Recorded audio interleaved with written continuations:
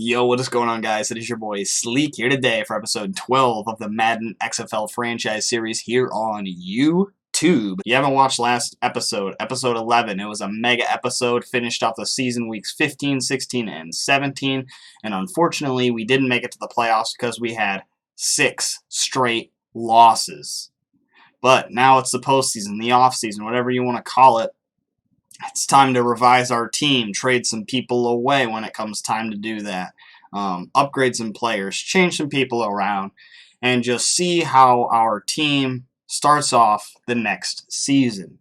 So let's get right into it. It looks like it's time to upgrade some players after Week 17 game because I didn't do that in the last episode apparently. So here we go. Let's upgrade some people. We got Deon Cain, who was a massive producer in the last couple weeks, especially with Davis Webb under the helm. Rodney Gunter, right end. Equinemius St. Brown, who was a star at the beginning of the season, or what I thought would be a star at the beginning of the season. Didn't really pan out towards the end of it, but he's here. 71 overall probably after this upgrade. We got Rosh Persbacher, one of our main offensive linemen. Darren Bates, big boy Darren Bates, middle linebacker, who was a beast over the course of the season. Will Redmond and Davis Webb, of course. Davis Webb, the man who took over #1 quarterback role from Robert Griffin III. So let's upgrade these guys. 7 upgrades there. And I'll take you guys into week 1 of the playoffs, and we'll go over the stats to all of the teams who finished #1 at quarterback, running back, wide receiver, defense. Let's see how it goes. Okay, somehow, even though we aren't playing in the playoffs, we still got some more upgrades, but we also signed our practice squad players, a bunch of people who I do not know, but maybe some people we can implement into next year, grow them as players, upgrade them, and maybe they'll get a starting role on the squad. Here we go, let's upgrade some more people. Dontrell Hilliard with 2 upgrade points, Jason Moore, 2 upgrades, Alex Wesley, Christian Blake, Russell Gage, Quadre Henderson, Stephen Mitchell Jr., Artavis Scott, Jalen Smith, Jordan Richards, a guy that got some big interceptions at the end of the season, Derek Watt, Paul Butler, and Jordan Williams-Lambert. So a lot of wide receivers on our practice squad. I don't know why we kept that many wide receivers on the practice squad, but who knows. So we got our team now, 71 overall, 72 on offense, 71 on defense. Let's get right over to the stats. Okay, I'm going to start off with the Ravens first, our team first, and then I'm going to go to all of the NFL and see who finished like 1 through 5 in every position. So here we go. RG3, who got benched the last couple games of the season, almost finished with 3,000 yards, 400 attempts, 20 touchdowns, 11 interceptions, and a 66% completion rate. 92 quarterback passer rating, which is pretty good. Davis Webb, 573. 3 touchdowns, 1 interception, 60% completion rate, and a 95 passer rating. On to rushing. Chris Ivory finished with 1,000 yards in his 10th season in the NFL. 6 rushing touchdowns, only 1 fumble on the season, which was pretty good. Robert Griffin III actually finished second in rushing on our team with 380 and 3 touchdowns. Dontrell Hilliard almost finished with exactly 100 yards and 3 touchdowns. Jeremy Langford, 46, 1 rushing touchdown. Davis Webb finishing the season strong, 25 yards, but 3 rushing touchdowns for him. And some honorable mentions here. Receiving-wise, finished with the most yards, C.J. Uzomah, who was healthy throughout the season. Unfortunately, Dwayne Harris did get injured, so that's why he didn't finish in #1. But he led the team in touchdowns with 9, ended the season off with 9. Demarcus Robinson, #2 wide receiver at the end of the year after Kevin White was added to the team, finished with 702. Kevin White, 520 and 4, so big impact right off the bat. Came in, I think, halfway through the season, week 8, I'm pretty sure it was, and bye week, and he almost finished with more yards than Demarcus Robinson and finished with 2 more touchdowns than him. Chris Ivory played a big role in the receiving game, 370. Equinemius St. Brown, 1 touchdown, 300 yards. Deon Cain at the end of the season came on strong, 2 touchdowns, 200 yards. And some honorable mentions for receiving touchdowns. Derek Watt, Sean Colkin, and Bradley Sowell all with 1. Defensively, look at our tackles right here. A 3-man race for #1 in tackles, 99, 98, and 98. Jordan Richards, Darren Bates, and Nate Hairston finishing with 99 tackles on the year. Sacks. Robert Kimdichie, he already had sacks on the team before we traded for him. He finished with 4 sacks on our team and 4 with the other team, so a total of 8. Shane Ray, left outside linebacker captain, 6.5. Darren Bates, 3.5. Daytone Big Boy Jones, 3.5. Justin Ellis at 1.5. Donald Payne, Rodney Gunter, Ja'Kai Polite, and Terrell McLean, all with 1. Interceptions go to Darren Bates, led the team in interceptions at middle linebacker. Clayton Fedulum also with 3. Didn't get an interception or didn't see him at all after like halfway through the season. A bunch with 2. Donald Payne, Nate Hairston, Jordan Richards, and Kevin Johnson. And finally, B.J. Goodson with the lone interception for him. So let's get into the full NFL and see how the stats pan out there. So quarterbacks, NFL, these are people that are in the MVP race, especially if their teams made it to the playoffs. So we have Trace McSorley from the Chicago Bears finishing with 4,300 yards, 34 touchdowns, and 12 interceptions. Wowee, he had a great season. Andrew Luck in second place, 37 touchdowns, 8 interceptions. Matt Barkley next, Jarrett Stidham from the Bills, Matt Schaub from the Jacksonville Jaguars, Nick Mullins from the Packers, and Matt Moore from the Falcons. Here's just some notable people below him. Who finished with the most interceptions on the season? Mike Glennon from the Houston Texans, followed by Matt Barkley, Matt Schaub, and Bryce Petty. On to rushing. The most rushing yards goes to TJ Yeldon, Brandon Bolden, Alfred Morris, LeGarrette Blount, and our boy Chris Ivory. Most touchdowns on the season. A tie with a bunch for 10. Blount, Anderson, Foreman, Ridley, DeAndre Washington. Receiving-wise, Cameron Meredith, former Chicago Bears player on the Atlanta Falcons now. 1,162 yards on the season for him. Alex Erickson in second, Laquan Treadwell, Ryan Grant, Quincy Enunwa, Bruce Ellington, and Trent Taylor all finish in the top there. Touchdown-wise, Cameron Meredith wins the race there with 12 touchdowns. So number 1 wide receiver in the NFL goes to Cameron Meredith, yards and touchdowns for him. A tie for second place with 10, Trent Taylor, Ryan Switzer, Jerron Brown, and Kendrick Bourne. And if Dwayne Harris would have stayed healthy, probably would have been up there in the 12 range with Cameron Meredith. On to the defense side of things. Jerome Baker, Drew Tranquill, Chase Allen, Manti Te'o, and his invisible girlfriend, Denzel Perryman, and Josh Bynes in the top for tackles. Number 1 sack leader in the NFL goes to Tano, can't say his last name, but 19.5 sacks, beating the second place guy by 7. Brooks Reed in second, Nick Perry, Connor Barwin, Matt Longacre, and Brandon Copeland in that position. Most interceptions on the year, Trey Herndon from the Eagles, Marvell Tell II with 7, and then a drop-off after that. Here's some honorable mentions there. Drew Tranquill, who was one of the top tackle leaders, also had some interceptions on the season. Anybody lead with the most touchdowns defensively? A bunch of 1s. Here's a bunch of 1s. Donald Payne was on there. That's good. Any safeties on the season? Bunch of safeties, too. Tano, can't say his last name, is on there as well. So now let's check who made it to the playoffs. Okay, before we get into the teams and where they rank and who made it to the playoffs, I just wanted to go over here to the offense and defense side of things and see who had the most fumbles, tackles, and stuff total compared to the other teams. So here we go. Total offensive yards, the Bears finished by probably over 300 yards over the Packers, then the 49ers, Chargers, and Bengals. The most points per game goes to the 49ers with 26.6. Most passing touchdowns, 49ers. Most rushing touchdowns, the Panthers beat out the Browns. On to defense. The least amount of yards allowed goes to the Panthers, and the most goes to us, the Baltimore Ravens. Wow, our defense was that bad at the end of the season that we allowed the most yards on the season. That's pretty crazy. Most points allowed goes to the Chargers. The most sacks goes to the Jets with 42, the Texans with 41. Most fumble recoveries, the Dolphins with 8. And the most interceptions, Patriots with 19. 18. Now let's go check out the teams who made it to the playoffs. The teams that are playoff bound in order go the Chargers at number 1, 13-2-1. The Panthers 13-3. 49ers 13-3. Falcons 13-3. The Dolphins finished the year with 2 ties, 10-4-2. Patriots 11-5. Bears 10-5-1. Bills 9-6-1. The Eagles at 9-7. The Cowboys at 9-7. The Steelers at 8-7, and the Colts at 8-8. So there were 5 ties with the teams that are in the playoffs. So who's your vote? Comment below. Let's see who can get the right answer. Who's going to win the Super Bowl? The Patriots? The Dolphins?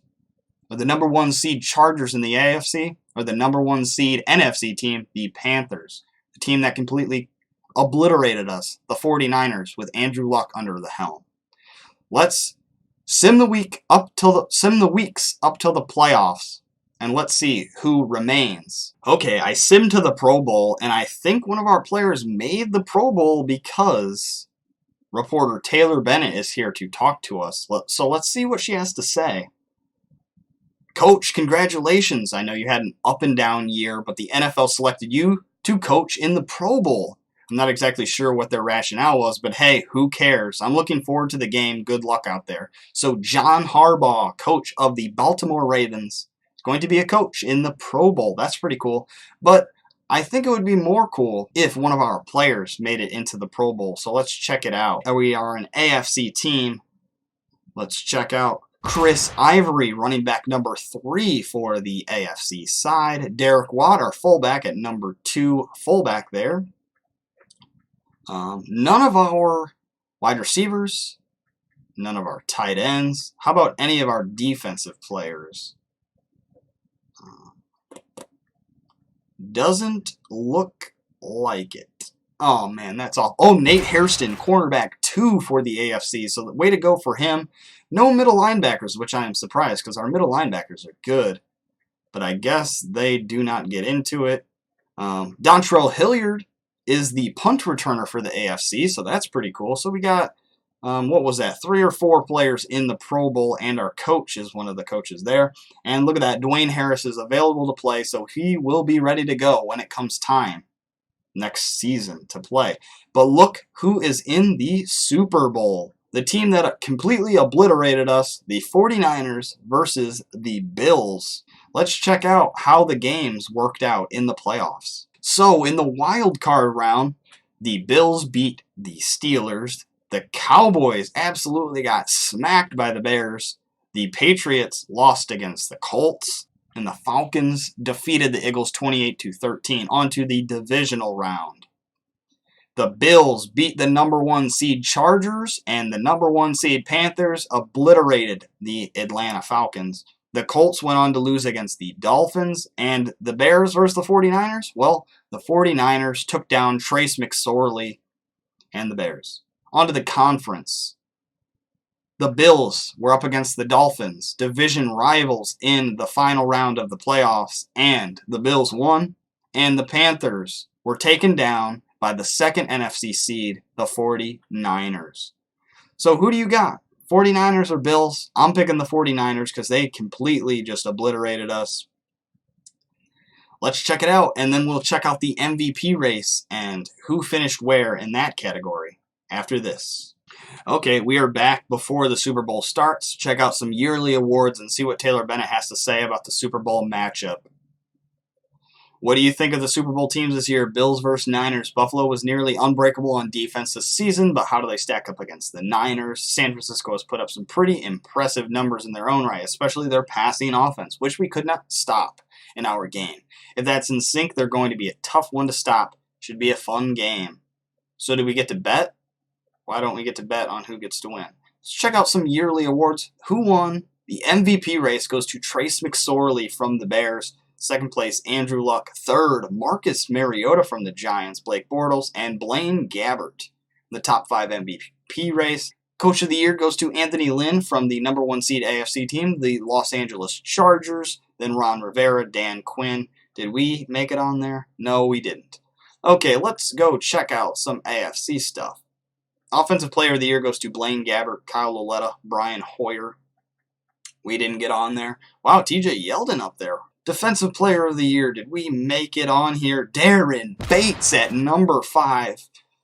I would have thought, number 1, number 2 for Darren, but, number 5 still on there, so that's pretty good. So we got one player there, Defensive Player of the Year. Offensive Rookie of the Year goes to Jarrett Stidham from the Buffalo Bills, who will be playing in the Super Bowl this year. So rookie quarterback playing in the Super Bowl. Nobody from our team, no rookies there. Defensive Rookie of the Year goes to Marvell Tell III from the Patriots. Nobody on our team either. How about Best Running Back? Did we make it with Chris Ivory? Chris Ivory at number 7 out of 10, so that's pretty good. Best Wide Receiver. Did we make it? No, we didn't. No good wide receivers on our team. Don't really care about offensive line. How about defensive line? Did we get anybody? Robert Kimdichie at number 3 out of 10. So that was pretty good for him. Nobody else. Linebackers, here we go. Come on. There we go. Darren Bates, 8 out of 10. Surprised he's not higher once again, but who knows? Who does this voting? Who's in charge here? Anybody from us? Clayton Fedulum finished 9th. And the best defensive back, best kicker of the year goes to Josh Lambo. How did he get it? How did he get it? I will check how many you missed after this and tell you guys. But Josh Lambo, number 1 kicker in the AFC. How is that possible? So I'm back, and I checked the stats. Josh Lambo made 18 out of 22 attempted field goals on the season, and 2 extra points were blocked. Now I have some exciting stuff to show you. I'm going to show you who retired after the season. Oh yeah, but first, look at who won in the upper left-hand corner. The 49ers slightly beat the Bills 23-21, so a 2-point game there for the Super Bowl. Here are some people that retired. Donald Penn, Chris Clark, Tom Johnson, Brandon Marshall, Ziggy Hood, Antonio Gates, Old Man Gates, Darren Sproles, Jermon Bushrod from our team actually retired. Here's some other people. Adam Vinatieri retired. Clay Matthews retired. Sean Lee. So a whole slew of people retired. First week of the off-season for us. Re-sign period. I will get back with you and tell you who I re-signed and who I didn't worry about. Okay, I am back after re-signing some players. Here's 11 players I will not be re-signing back to the team. Greg Dortch, signed him because I thought maybe he was going to be a good slot receiver. Turns out Deion Kane just took the role over by storm by himself and just controlled it there. So Greg Dortch, sorry buddy, he's young. Maybe if something ever happens, a good player to re-sign later on, maybe next season. Alex Magoo, found out Davis Webb came to play, is ready to go. So Alex Magoo will not get re-signed, but he would be a great player for any other team. Matt Wiley getting a little old. I don't really like his smirk face on his profile, so I'm not going to re-sign him to the team. Ross Dwelley never even saw the field throughout the whole season. Actually, Bradley Sowell was one of the players that saw the field more than him, even though his overall shows that he's not as great of a player as Ross Dwelley. So both of them are not going to be re-signed. Denzel Good, I have guards on the team. So I re-signed a guard, Scott Quesenberry, and I also have Wyatt Teller, who was part of the trades in Week 8. So Denzel Good, also at his age, I'm not going to have him as a starter.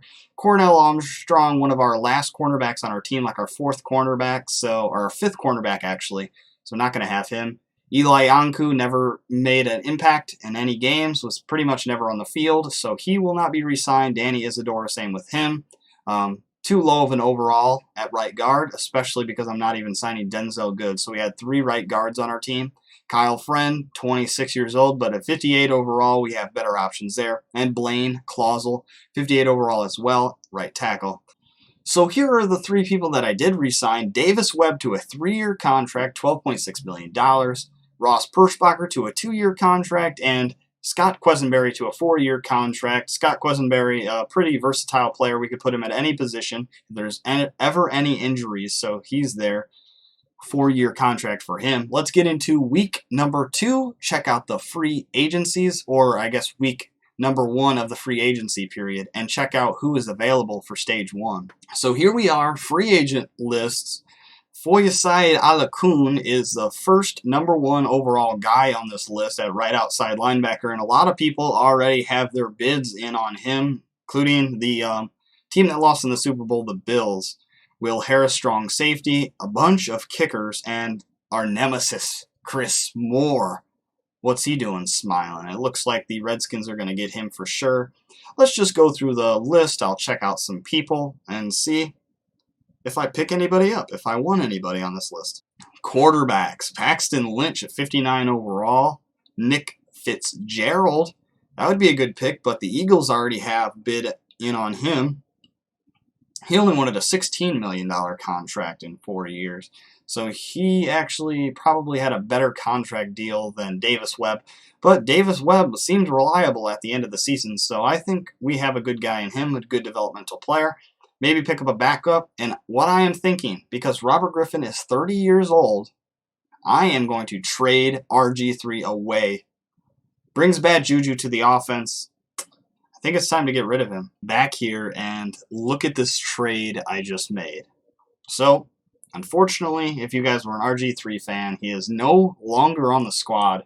I traded him away, as well as a practice squad wide receiver, the highest one that we had, Jason Moore, and Josh Caraway, a right outside linebacker who didn't make any plays on the season. Traded him away for Brian Hill, running back, and I forget the guy's name, but a really good cornerback to be in our top 3 cornerbacks. There is the first trade of the new season. Traded away RG3, who brought bad juju onto the team, got a really good developmental cornerback, 71 overall, and Brian Hill, because I'm kind of concerned about Chris Ivory's age and his overall, because now Dontrell Hilliard is actually higher than him overall-wise. So the cornerback I got was Tony Brown, 71 overall, really good stats, 94 speed, 75 man, and 75 zone coverage. He will fit into the 4-man cornerback group right here. Hairston, Kevin Johnson, Tony Brown, and Shandon Sullivan, although I think I can still upgrade Shandon Sullivan now. It looks like we probably need an upgrade at free safety, although Nate Ebner was the pretty much the head honcho, the leader of the defensive group at the end of the season. I think it's time to have a replacement for him. I will boost Will Redmond up to number 1 for now, because he's young, he's developmental. He's definitely higher overall than Nate Ebner. But it looks like in the draft, we will need to draft a defensive tackle, so a defensive lineman to fill in one of these roles, because Dayton Jones is old, Justin Ellis is old, Rodney Gunter is old, and Terrell McLean. These are all old players except for Kim Dichie, so we'll need to fill in the hole there. As for quarterback, I think we could draft a quarterback, and it will be a 1v1 battle for Davis Webb or him to start the season off. Our wide receivers look great. Deion Kane has made his way up the depth chart now because he did well at the end of the season, so he is now 71 overall. He's the 3rd highest overall wide receiver on our team. Dwayne Harris, unfortunately, with his injury, he kind of regressed, so he's down to a 65 now. Plus, he is a little older of a wide receiver. So I think we should pick up 1 offensive lineman, 1 defensive lineman, and maybe get a quarterback in this next draft. For the free agency, I did not really see anybody that I wanted too much. However, although I got Brian Hill in that trade, Boston Scott is somebody that really interests me. In another franchise series that I did with my friend, I used Boston Scott as my main running back, and he developed great, became a star. So I think Boston Scott would be a great player to have on this team. Him and Dontrell Hilliard would be a great 1-2 boost combo. And then maybe I would get rid of Chris Ivory, which is kind of saddening because he's a great player. But he's getting up there in age at 32 years old for a running back. So I think it might be time to say goodbye to him as well. But that's just how it works in the NFL. So I will try to do a trade with Jeremy Langford, maybe upgrade a position or 2. I have 1 spot at right outside linebacker now, so maybe find an upgrade there. But I will let you guys know when I do have a trade set up. Okay, I think I have a solid trade here that makes me kind of happy. So I traded away 2 practice squad wide receivers that we had on our team. So I kind of screwed the system here, I think, a little bit, because teams value wide receivers and running backs way more than a lot of other positions. So I traded 2 practice squad wide receivers, people we probably will never use, and Jeremy Langford, because the Texans were interested in both the wide receivers and Jeremy Langford. And I switched it up for C.J. Beathard because the Texans had Glennon as the starter, Big Ostrich Boy, if you guys remember from that game. Traded him for C.J. Beathard. So now we will have a battle for quarterback, the starting position there, because C.J. Beathard, about the same age, same overall, same stats. I think it'll be a good battle there for quarterback. Well, it happened. Stage 2 is here. And look at who I got. Boston Scott accepted the contract that we gave him. 25 years old. Young guy. 70 overall. Coming to play running back for the Baltimore Ravens. Dontrell Hilliard. Boston Scott. Whew. This team is already looking better. But I think it's time to get rid of Chris Ivory. Out with the old. In with the new is going to be the new motto here. I will let you guys know if Chris Ivory is off the team, and when he is, I will show you who I get in return. Like I was saying in the last clip that you guys saw, out with the old, in with the new. Big trade here between us and the Arizona Cardinals. I traded away Chris Ivory, another practice squad wide receiver, and right tackle Joe Barksdale, who gave up the most sacks on the season for us. I traded them for Wilson, free safety, 74 overall free safety, the best player that I traded for. Tremont Smith for cornerback to bolster our cornerback troops even more. So now we have 4 solid cornerbacks. And just for depth, right outside linebacker Crawford. All three of them fit our scheme. All 3 of the guys I traded away did not fit our scheme. 2 of them, 31 years old or older. Traded them away for a bunch of young guys. I'm pretty sure all of them are 25 or 26. So out with the old, in with the new. We are a new team. Baltimore Ravens going to the playoffs this season, guaranteed. If you like the video, please thumb it up, subscribe, and share the video with your friends. Okay, we are here. The 2020 NFL Draft. We will be picking from the 10th spot this year. So in the fantasy draft, I believe we drafted 31st out of 32 teams. This time we get the 10th pick. Let's start this draft. The Bengals with the number 1 pick. What I'm going to do is I am going to go through, because I did an automated scouting thing, so I didn't have to worry about that too much during the regular season. I will now go through, find some valuable players throughout each position, let you guys know who they are, when I'm going to target them, and then get right on into the draft and make our first selection in the 2020 draft. Okay, I've gone through some of the positions, marked some people that I do like, that do interest me.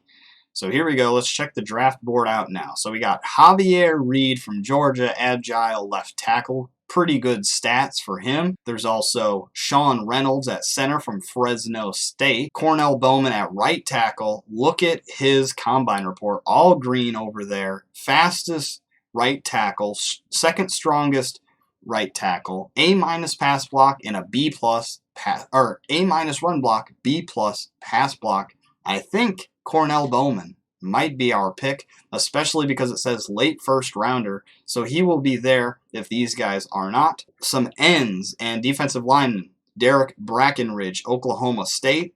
Ben Atkins from Arizona State. Tyler Dean and Arthur Hertz, as well as Stephen Mace. 3 defensive tackles.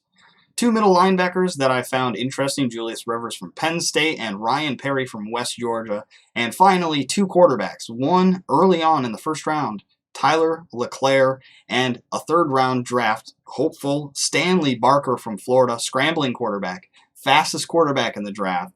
Pretty good stats other than that. A throw power, A- throw accuracy, and B throw on the run. He's a mid-3rd rounder. That might be our 3rd round pick. I will catch you guys when it comes time to our pick. So it is time to make our selection here at this position in the draft, the 10th pick, like I have said before.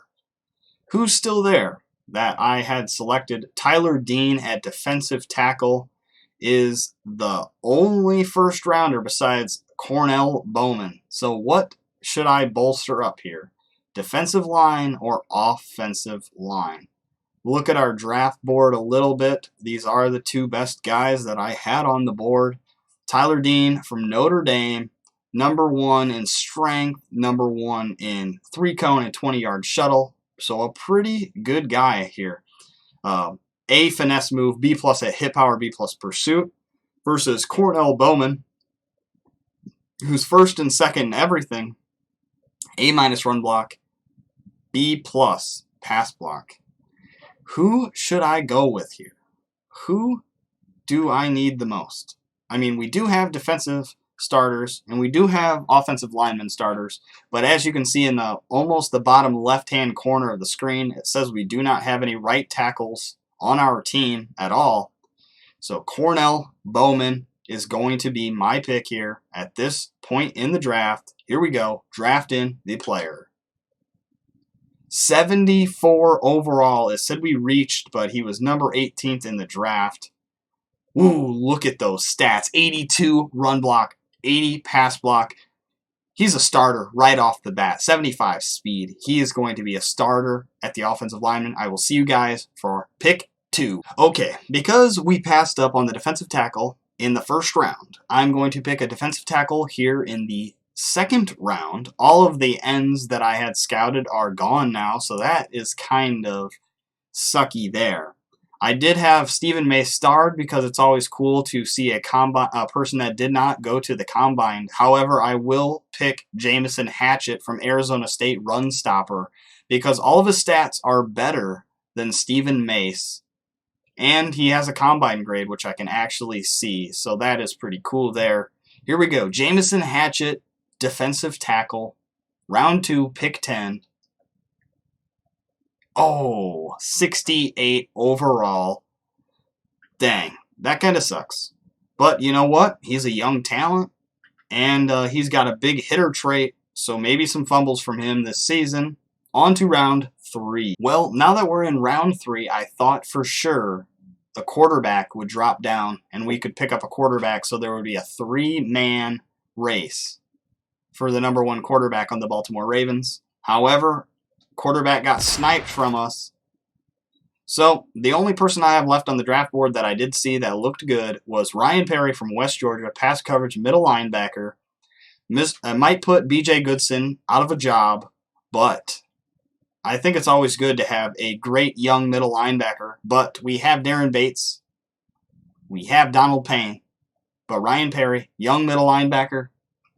It's never a bad idea to have 3 great middle linebackers.